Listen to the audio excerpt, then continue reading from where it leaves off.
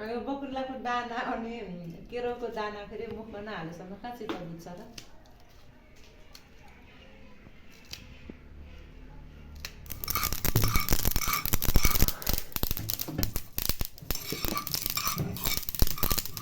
ज्वरो हुन्छ नि त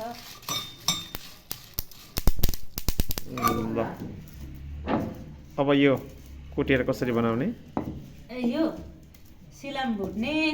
अनि टिमुर अनि रातो खुर्सानीलाई पनि अलिअलि भुट्यो भने पिस्न सजिलो हुन्छ अनि पिस्ने अनि नुन हाल्ने कति चाहिन्छ नुन हाल्ने त्यसपछि बन्यो केही गर्नु पर्दैन कि यो त जिउमै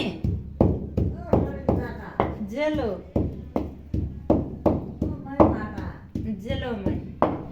झुलो छोप भन्ने थाहा छ के हो यो के हो चिन्नुहुन्छ यो सिलाम हो हुन्न र उता माथि बाँडेर हुँदैन सिलाम हो अनि यसको फेरि अचार खाने हो कि अलिअलि भुटेको खोटालो बनाए किनभने पिस्न सजिलो हुन्छ भनेर अनि टिमुर मिसाछु नुन ठिक्क छ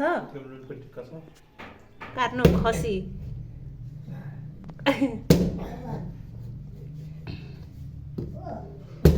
ल हामीले चाहिँ यो बागलुङबाट ल्याएको फर्सीलाई काट्दैछौँ आज यो चाहिँ बागलुङको फर्सी हो धेरैजनाको खसी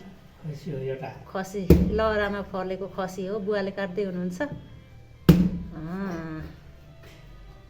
धेरैजनाको नजरमा परेको नि हो यो धेरैले मागेछ सबैलाई एकन पिस दिन पाए हुन्थ्यो दिने होला नि टाढा टाढा भएकोलाई त अब सकिएन दिनलाई अब लैदिनु नि कसरी लैदिनु होइन नजिक हुनेहरूलाई चाहिँ दिउँला नि एक पिस सबै नकाट्नु बुवा त्यति काटेर राख्नु अरू चाहिँ पछि खाने बेला काटौँ न के अनि ओपनिङ यो खाने के ल्याउनु पर्छ त्यो पनि मिसाउने हो के त्यो दिमागमा आछ कि घरमुखमा भन्नै आएन कि मलाई खै के हो मिठो होला जस्तो छ है बुवा है उसिनेर खान मिल्छ नि यो अब आज त भात खाँदै ठिक्क हुन्छ ढेँडो खाँदै ठिक हुन्छ भोलि चाहिँ खामला नि उसिनेर हो त्यही मिसाए त पुग्छ होला अहिलेलाई है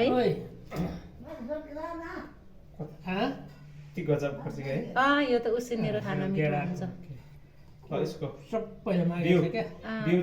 एउटा नखसाली राख्नु अस्ति नैकोमा त थिएन क्या है बुवा धेरै दाना आज चाहिँ रहेछ अलि रहेछ पुग्छ सबैलाई पुग्नको लागि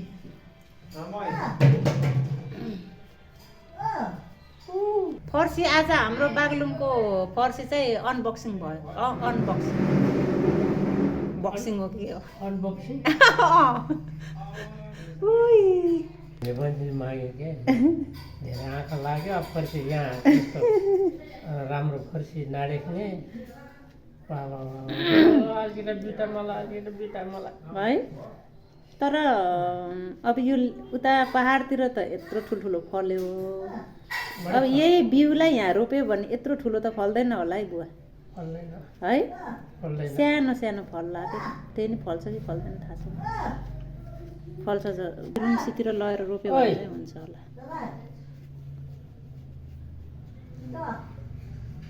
हिसाना र मै जेलो अब यो फर्सीमा हामीले मासु मिसाएर अनि पकाएर ढेँडोसित खाने तयारी आजको ल है बुवाले त सलकै निकाल्नु भयो मेवाको पिस जस्तै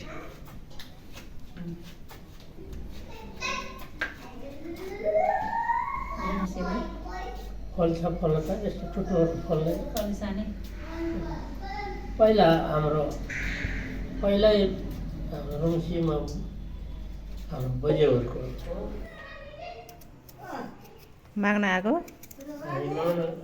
माग्न पठाएको बुझ्यो कसलाई समयको बाला बिउ त रहेछ है बुवा रहेछ यो खसीको थुप्रै रहेछ ठुलो दानाको धेरै हुनु पर्ने तर सबैलाई बाँड्नु पर्ने छ आफूलाई पार्नु हुन्छ नि रहेछ बिउ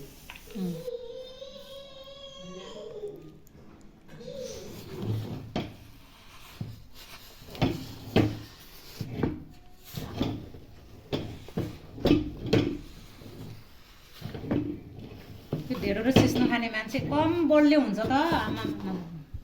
यसले है भनेर भन्न त मिल्छ नचपाइकन निल्ने हो नि चपाउने होइन कि म त चपाउँछ त्यो टप्प डोब्ने टप्प डोब्ने अनि कप्प खाने मुखले पनि स्वाद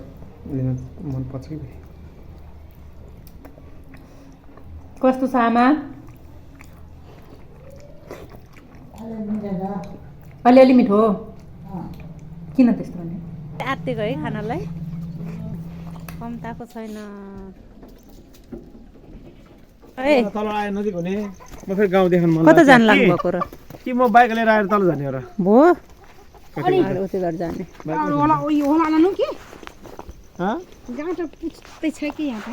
कुलाक नुन के आलेर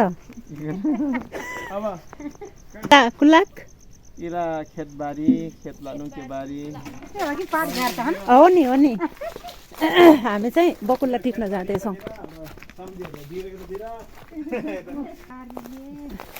इलाक बारी इलाक फारम कुलो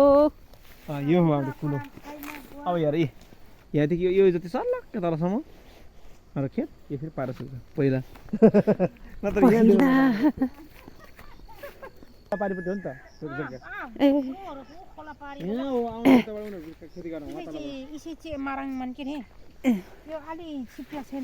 यताको बकुल्ला चाहिँ अलि सानो सानो फल्ने है यो सानो खालेर कान्छी ठुलो खाले चाहिँ नि ठुलो खाले हुन्छ यस्तो सानो सानो फल्छ भनेको यहाँ रहेछ खोर्सानी त छपक्क ठुलो हुन्छ के तर एकदम ठुल्ठुला खाले पाटको ठुल्ठुलो खाले हुन्छ के हो समीरको बुढियाको पनि ए मैतातिरको ठुल्ठुलो हुने रहेछ के हो त्यस्तै हुन्छ हाम्रो यो अर्खला अर्खला हाम्रो यताको पनि ठुल्ठुलो हुन्छ के बागलुङमा पनि त्यस्तै हो लसुन पनि लान्छ लानेर खाने त्यहाँ चाहिँ हामीहरूको खेत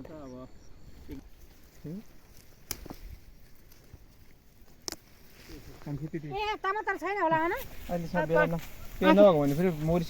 फल्ने बेला अझै हुँदैछ होला नि त पानी हाल्न परेछ कि ल कान्छीलाई पानी नपार्यो हिउँदभरि पानी नपारेपछि पानी नपाए त्यसले फेरि कहाँ फक्छ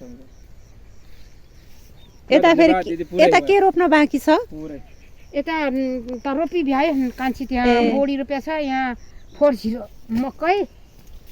अनि यहाँ चाहिँ काँक्रो रोपेको हाम्रो काँक्रो मर्न लाग्छ मसरो हजुर मिनो बहिरोमै लसुन होइन त्यो बकुला के भयो त्यत्रो भयो त आजलाई मेरो भिडियो यति नै work hard enjoy life stay focus Thank you so much for watching. Take care. Bye bye. See you again. God bless you all.